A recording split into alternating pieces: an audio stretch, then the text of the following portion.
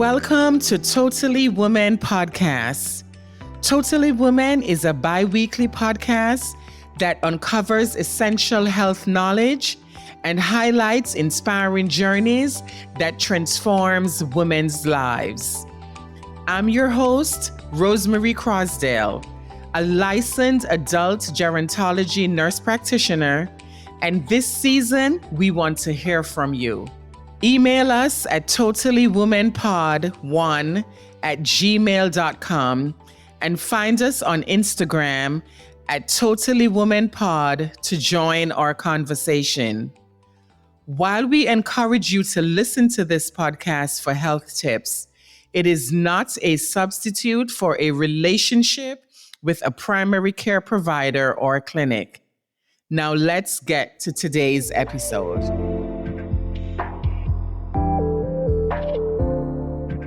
This is episode 3 of season 2. I am your host, Rosemarie Crosdale. I am a registered nurse and I'm also an adult gerontology nurse practitioner. To all of my dedicated followers, thank you for your continued support. I am so grateful. This journey would absolutely be impossible without you. And to all the ladies who are joining me for the first time, welcome.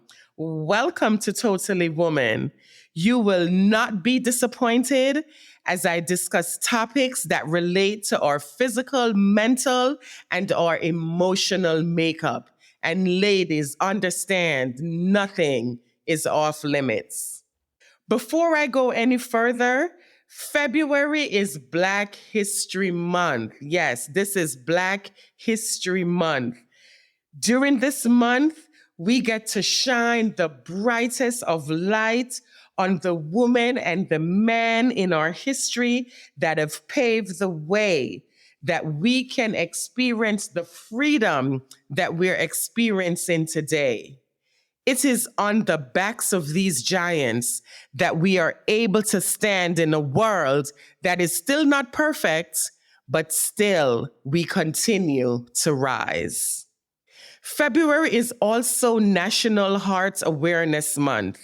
Yes, National Heart Awareness Month. So let's just do a little Black history trivia. Myra Adele Logan is known as the first African-American female surgeon and anatomist to perform a successful open heart surgery.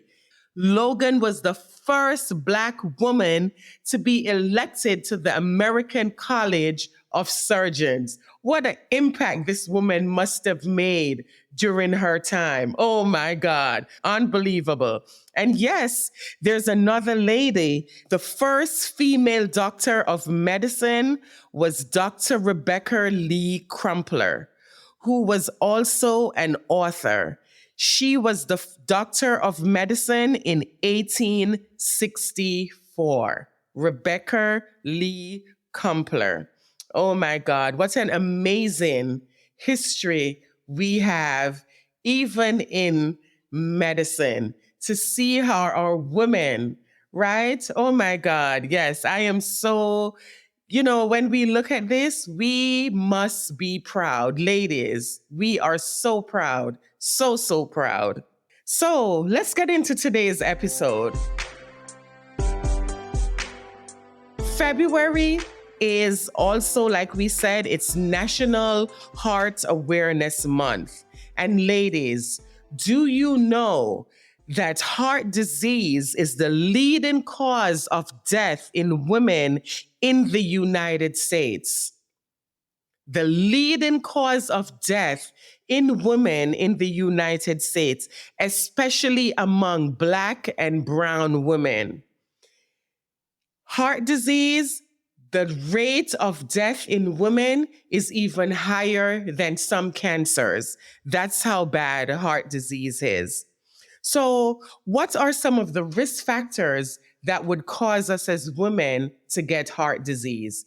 And understand that a lot of times, one of the biggest issues with heart disease in women is a lot of times it goes underdiagnosed or misdiagnosed. Because who normally gets heart disease? It's the men.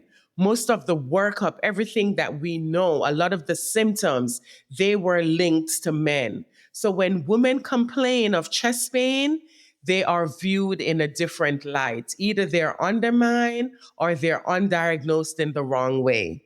So, some of the risk factors that can contribute to heart disease, one of the biggest ones is hypertension. Hypertension, high blood pressure, uncontrolled high blood pressure. Your age, as we get older, we're more prone to getting heart disease. Familial history. So you have a dad, your mom, grandparents, you all had heart disease, then the chances of you getting it are much greater.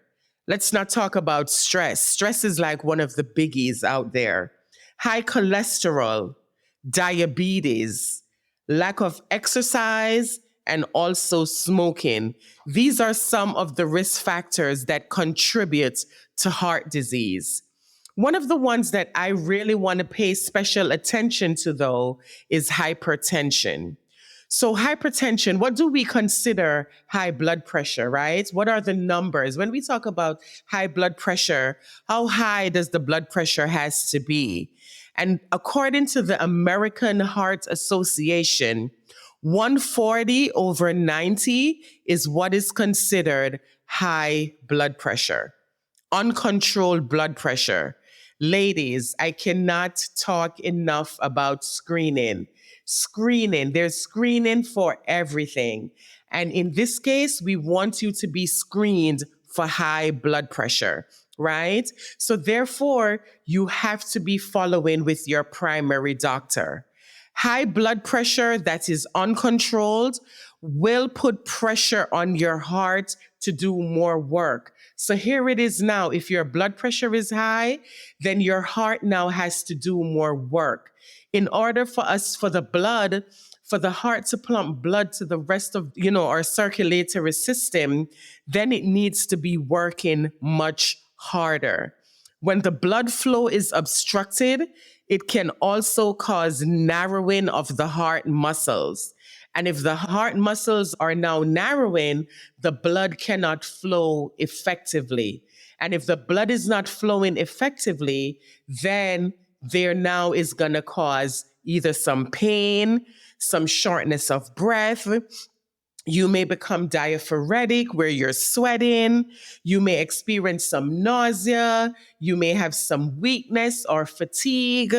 These are some of the things that can happen when blood does not flow properly to the rest of the body. And the heart is responsible for pumping the blood. So if your blood pressure is uncontrolled and it's not treated properly, then this can lead to heart disease.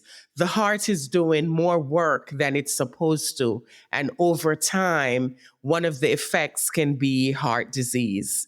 Screening, as I said, is the most important tool that we have that will help us to know if we are at risk for heart disease. High blood pressure, like I mentioned, right? This will help to determine if you are at risk for heart disease, like I said. Some of the signs and symptoms, and understand, ladies, that some of the signs and symptoms, they're not typical. Sometimes we usually say that if someone presents with heart disease, they may complain of chest pain. The typical thing would be like, I feel like there's an elephant sitting on my chest, right? That crushing pain. Some people say that the pain may radiate or it moves to the left arm, right? That is not a classic sign when it comes to women. So because of that, women sometimes are undermined when they come and they present with certain things. Chest pain. Chest pain should not be taken lightly. If you have chest pain, do not take it for granted. You should seek medical attention right away. I don't care what it is. And don't be like, I have gas or something like that. And then, let me just drink a little tea and it will take care of it. No, if you're having chest pain, you should either call the ambulance or get yourself to a hospital. If it's not a heart attack, then they will rule that out. But you won't know unless you seek medical help. So chest pain is very, very important. If you're having chest pain, seek medical attention. Another thing that sometimes some women may present with is that they may say that they're having GERD. And what is GERD? That is gastroesophageal reflux disease. And sometimes people with GERD, they can complain of chest pain as well, right? So that can be mistaken for a heart attack. But how will you know? You won't know unless you have it checked out. Some of the symptoms can be the same. Like I said, it can be chest pain, some chest discomfort. You may also experience some sweating. You may also have, GERD. Sometimes you may feel like there's a sour taste in your mouth, right? Constant burping. You may have some pain. Some women complain of pain in their backs and they're having a heart attack. So everybody's pain is going to be different or unique to them. And remember, always check these things with your doctor. Check with your doctor. But chest pain, very, very emergent. Make sure you get medical attention with chest pain.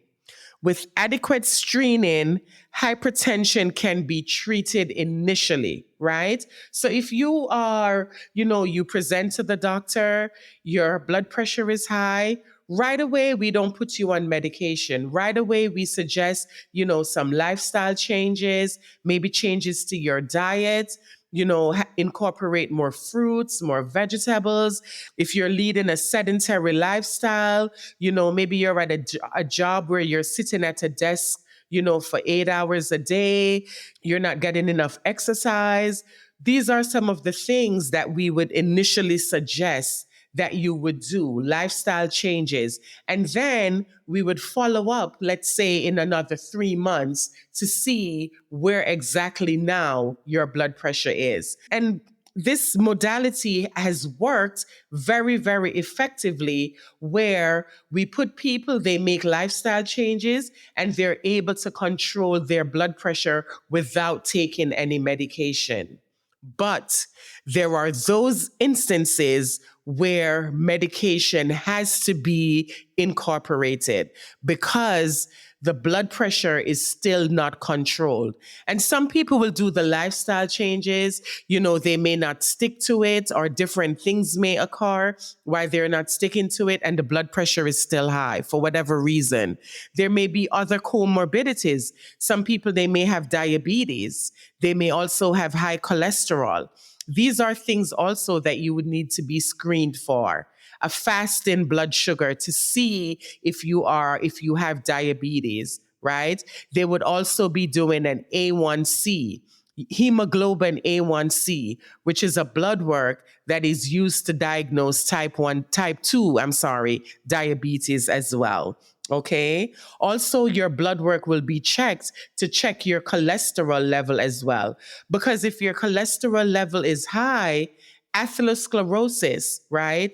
Hardening of the arteries can also cause narrowing, which is also going to put pressure on your heart with getting blood pumped to the heart and pumped back to the rest of your body. So because of that narrowing, where there's plaque, you may need to be on cholesterol meds to help with that, right? And also this will help to minimize and contribute to lowering the blood pressure as well. Persistent uncontrolled blood pressure needs medication management along with proper diet and exercise regimen, then that will be able to control the blood pressure. Some things that you should not do.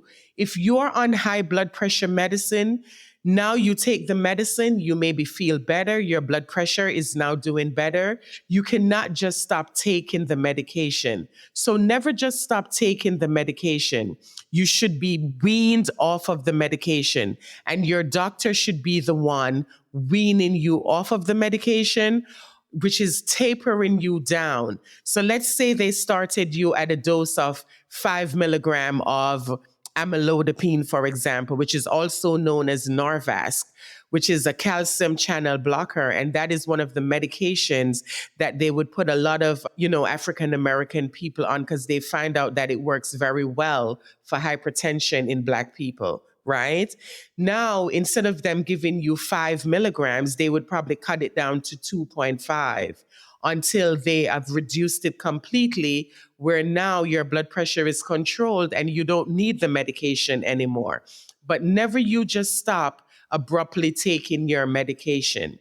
So, ladies, very, very importantly, chest pain, emergency. You should go to your doctor. You should get yourself to an emergency room if you're complaining of chest pain. And remember, it may not be the classic sign of feeling like there's an elephant sitting on your chest or feeling chest pressure or chest tightness. It may present in different ways for you. No one knows your body better than you. And if you feel that something is wrong, then something is usually wrong. Trust your judgment, right? Don't let anyone tell you that what is going on with you is not what is happening with you. Don't let them convince you otherwise. Seek medical attention and get the care that you need. Ladies, we have to continue to prioritize our health. Let us try and release some of the burden we have placed on our hearts, right? All of the stressors. We talk about stress. Stress is such a big thing. There's certain things that we cannot change, right? And some of these things, some of these stressors, they can just come in on us like that. It causes your blood pressure to rise. All of a sudden now you're getting a clot and you end up with a stroke. These are things that can happen as a result of high blood pressure, as a result of, stress impacting you, because now you're so stressed out that your body is going to kick into that fight or flight response. And that's what it's going to do, because our bodies are such a, it's a magnificent machine, if I may put it in that way. But our bodies are remarkable, right? But if we're putting too much pressure and we're not taking care of ourselves and we're not, making sure that we're taking our medication, if we need to be taking medication, we're not exercising, we're smoking. There's smoking cessation that is available. If you're having a hard time, quitting on your own, there are nicotine patches, but you have to discuss these things with your doctor of how you can help you to get to stop smoking or to reduce the amount of cigarettes. We could start, like, if you used to smoke a pack a day, now you're cutting it down to maybe a half a pack until you're just smoking, until now you're not smoking any at all. Right? So we sometimes have to take it in stages and get it down to where we can get it to where we don't need it at all. Okay. And the same rings through for our blood pressure, right? We are on the medication, and sometimes the medication is only needed for a time. You're not going to be on this medication forever, right? Unless you don't follow the proper protocols that is laid out by your doctor. Very, very important. I know that we have a disclaimer, but I just want to put it out there that you have to make sure that you're following up with your primary provider. The information that I am providing here, yes, it's information that, can relate to different people, and you may even experience some of these things. But always remember to follow up with your primary doctor. Very, very important, right? No need to worry about the things that we cannot change, because there's just some things that we cannot change, right? So we're stressing about it, but the situation is there and we cannot change it. So what are you going to do? Either you're going to just let this be a burden on you, that you're just carrying it and it's weighing you down.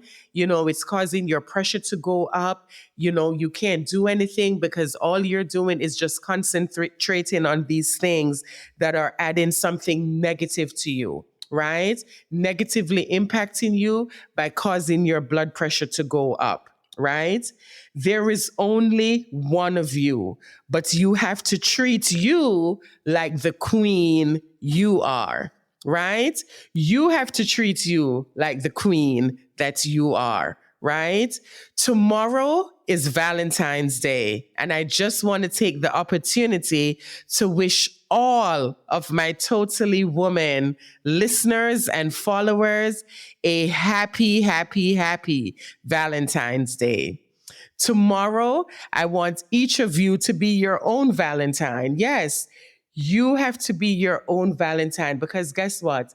The first love, that love starts with loving yourself. So you have to be your first Valentine and do something special for yourself. Do something just for you. Make yourself a bubble bath, right? Treat yourself to something nice, some dark chocolate, a glass of wine if you can, if you're not, something. Treat yourself to something nice. Do something nice for yourself in honor of celebrating Valentine's Day. Something just for you.